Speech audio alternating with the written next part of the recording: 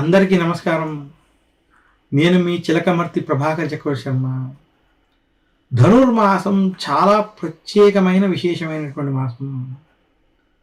ముఖ్యంగా ద్రవిడ దేశంలో తమిళనాడు ప్రాంతంలో ధనుర్మాసాన్ని చాలా విశేషంగా చెప్పబడింది.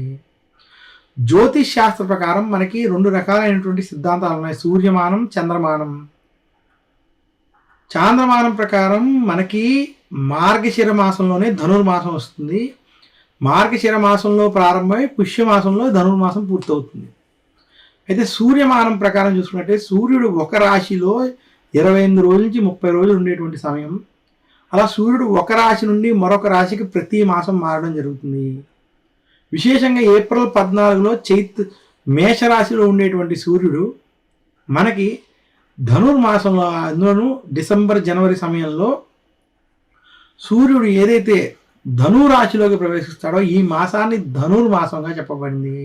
అంటే సూర్యుడు ధనురాశిలో ఉండేటువంటి సమయం ధనుర్మాసంగా, అందులోని ఇది ఉత్తరాయణానికి ముందు సమయం. అంటే ఉత్తరాయణం ప్రవేశించేటువంటి మకరంలోకి సూర్యుడు వస్తే మనకు ఉత్తరాయణం, దక్షిణాయనానికి ఆఖరి సమయంగా, అలాగే ఇదే సమయంలో సూర్యుడు మకర రాశిలో కూడా ప్రవేశించినటువంటి ఇది మనకి ఉత్తరాయణంలోకి ప్రవేశించడం అనేటువంటి జరగడం ధనుర్మాసం యొక్క విశిష్టత జ్యోతిష్ శాస్త్రపరంగా ఈ రకంగా చెప్పబడింది.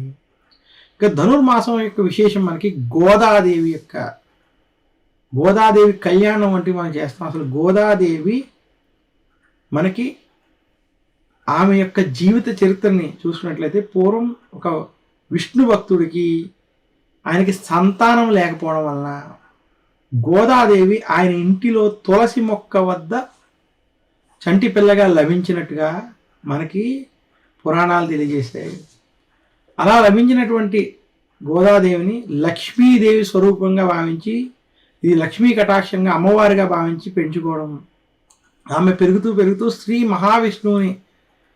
విష్ణుమూర్తిని చాలా ఇష్టపడడం, రంగనాథ స్వామిని నేను పెళ్లి చేసుకుంటానని అనుకోవడం, అలా తన యుక్త వయసుకు వచ్చాక ధనుర్మాసంలో ఈ మాసం మొత్తం కూడా శ్రీ మహావిష్ణువుని పూజించి ఆమె గోదాదేవి విశేషంగా ఈ నెల రోజులు ఉపవాసం దీక్షలతో శ్రీ మహావిష్ణువుని విశేషంగా అర్చించి ప్రార్థించడం చేత, అందులోనూ ప్రాతకాల సమయంలో విష్ణువుని పూజించడం చేత, విష్ణుమూర్తి యొక్క అనుగ్రహం చేత ఆమెకి గోదాదేవికి కళ్యాణం జరిగిందని, అందుకనే ఈ మాసంలో గోదా కళ్యాణం వంటివి ఆచరించడం విశేషం.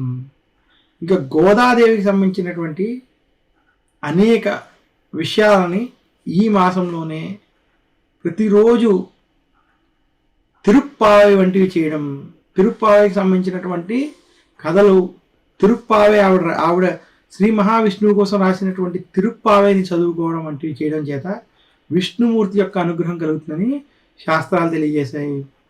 ఇలా ధనుర్మాసంలో శ్రీ మహావిష్ణువుని పూజించినటువంటి వారికి విష్ణుమూర్తి యొక్క అనుగ్రహం కలుగుతుందని తెలియజేస్తూ, ఈ మాసంలో కనుక విష్ణుమూర్తి ఆలయాల్ని దర్శించిన, అక్కడ విష్ణు సహస్రనామం వంటివి పారాయణం చేసిన, విష్ణుమూర్తిని తులసి దళాలతో ఈ మాసంలో కనుక అర్చన వంటివి చేసినటువంటి వారికి మరింత శుభ ఫలితాలు కలుగుతాయని తెలియజేస్తున్నాను.